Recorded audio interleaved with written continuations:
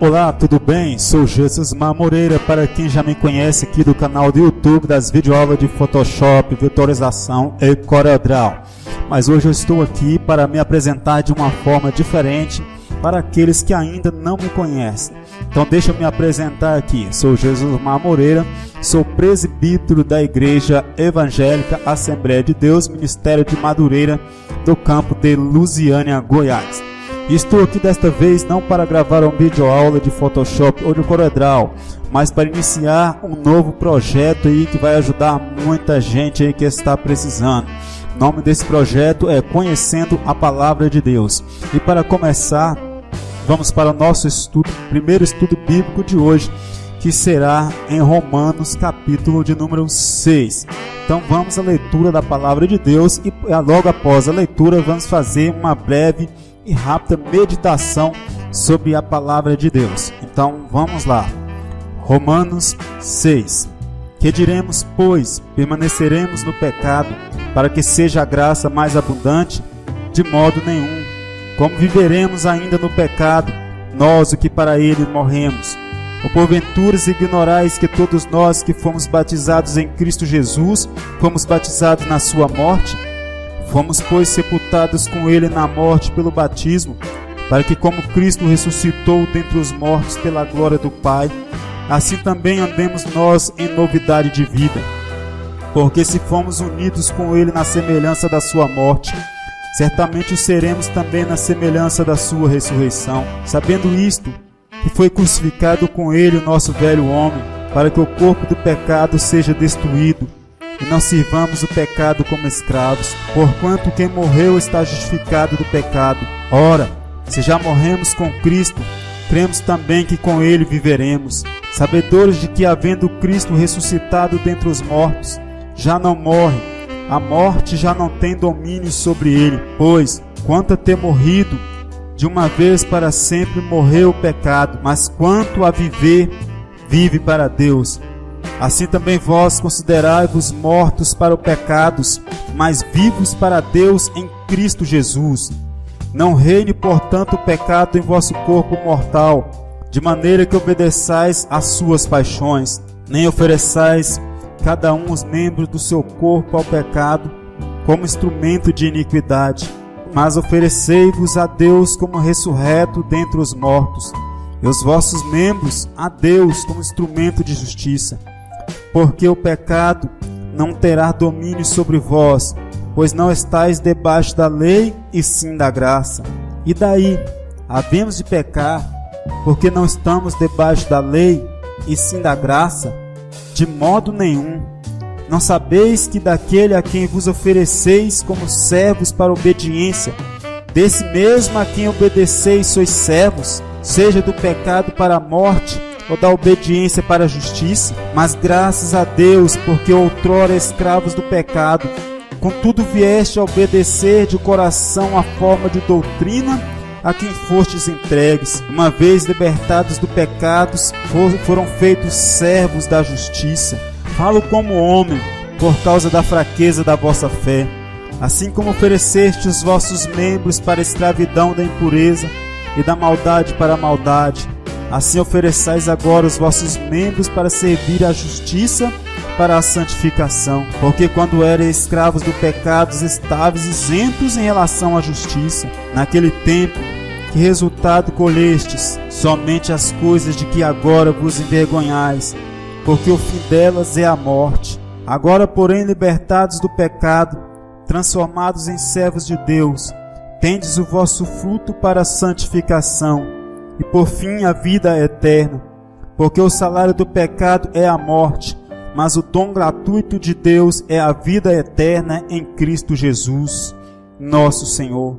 Muito bem, vamos continuar então a nossa meditação sobre a Palavra de Deus.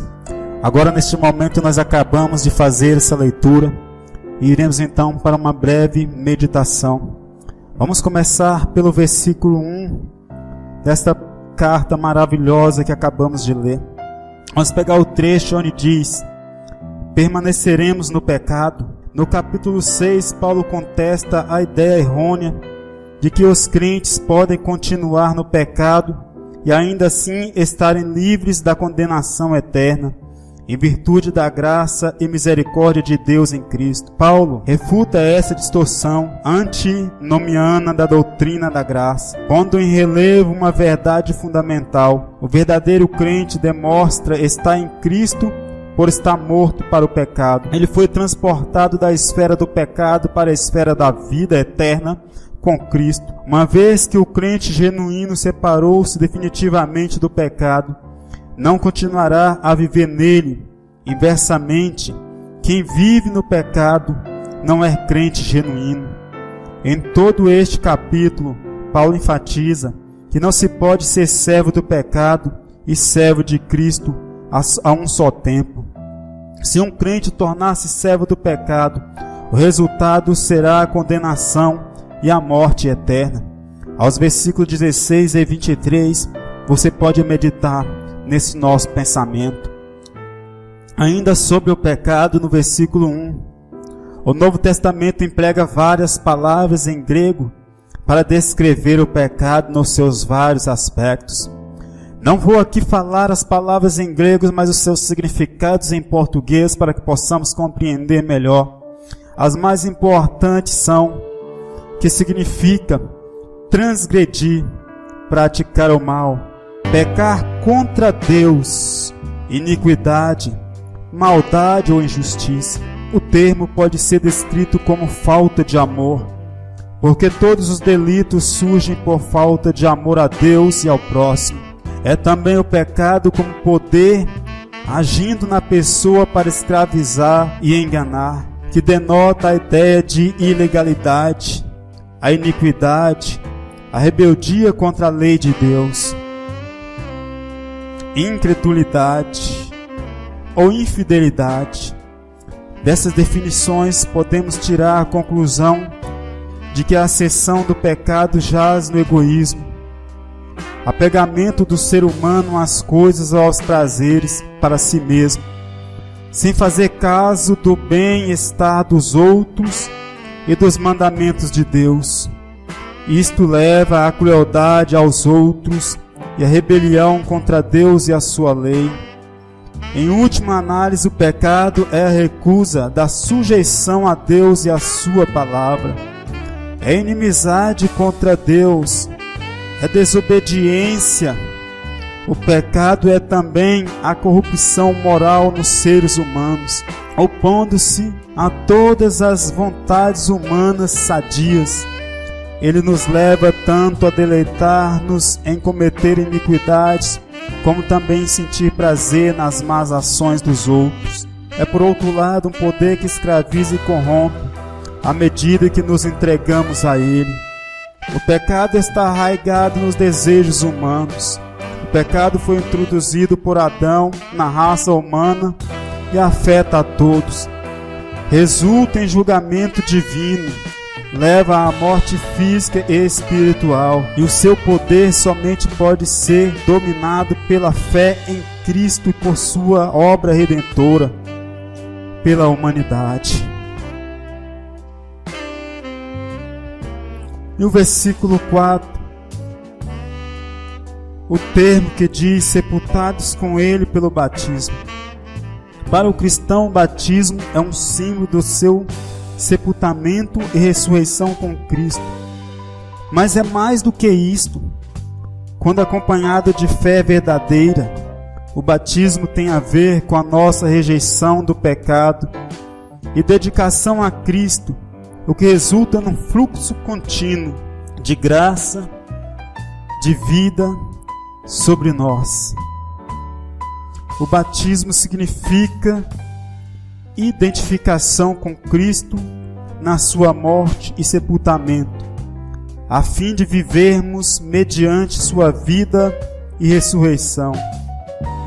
Tão certamente como Cristo ressuscitou dentre os mortos, nós que temos a verdadeira fé salvífica, nele andaremos em novidade de vida. E o versículo 6 tem o termo que diz velho homem, e o termo corpo do pecado. Paulo emprega aqui duas expressões bíblicas, o velho homem O velho homem que se refere ao eu irregenerado do crente, a pessoa que ele era antigamente, a vida que ele vivia no pecado. Esse velho foi crucificado com Cristo na cruz, a fim de que o crente receba uma nova vida em Cristo e seja um novo homem. Corpo do pecado se refere ao corpo humano controlado pelos desejos pecaminosos. Sua escravidão ao pecado já foi abolida na conversão a Cristo. Doravante, o crente não deve permitir que sua antiga maneira de viver volte a dominar sua vida e seu corpo. E o versículo de número 7, justificado pelo pecado. Paulo usa o termo justificado pelo pecado. Versículo de número 10, Paulo usa o termo morreu para o pecado. Embora Cristo fosse impecável, ele sofreu e foi humilhado pelo pecado por nossa causa. Na morte de Cristo, o pecado perdeu a sua influência. Na sua ressurreição, ele triunfou sobre o poder do pecado. Semelhantemente, os que estão unidos com ele na sua morte são libertos do poder do pecado para andarem em novidade de vida. Versículo 6, versículo 11 do capítulo 6. Paulo diz: considerai-vos como mortos para o pecado. A premissa fundamental em Romanos 6 é a união do crente com Cristo, tanto na sua morte como na sua vida. Se, portanto, você é um crente autêntico, você morreu para o pecado e precisa dar prova disso. Você, como crente, morreu para o pecado de 3 maneiras diferentes. Primeiro, você morreu para o pecado do ponto de vista de Deus. Deus considera que você morreu com Cristo na cruz e foi ressuscitado na sua ressurreição. Em segundo lugar, você morreu para o pecado quando nasceu de novo pelo Espírito. Você recebeu o poder de Cristo para resistir ao pecado, para morrer diariamente para o pecado, aniquilando os maus desejos da carne e vivendo uma nova vida em obediência a Deus. E em terceiro lugar, você morreu para o pecado quando no seu batismo em água você proclamou sua morte ao pecado, assumindo o compromisso de rejeitá-lo e de viver para Cristo. E quanto ao versículo de número 2, o termo diz: não reine, portanto, o pecado. Pelo fato de o pecado ter sido destronado, devemos resistir continuamente ao seu assédio, para reconquistar o seu antigo controle. Sabendo que o pecado procura reinar, mormente através dos desejos da carne. Tais desejos devem ser resistidos pelos que têm fé em Cristo. Exemplos disso: não atender à consciência do corpo, não colocar membro algum do nosso corpo à disposição do pecado e apresentar nosso corpo à disposição do pecado. E a nossa total personalidade, submissos a Deus, é a sua justiça. Versículo número 15. Paulo faz a seguinte pergunta: pecaremos? Certos membros da igreja, nos dias de Paulo, presumiam que, sendo o pecado perdoados mediante a graça de Deus, o cristão não precisava se preocupar para resisti-lo. Refutando essa ideia, o apóstolo explica que cada crente deve continuamente reafirmar implementar sua decisão de resistir ao pecado e seguir a Cristo.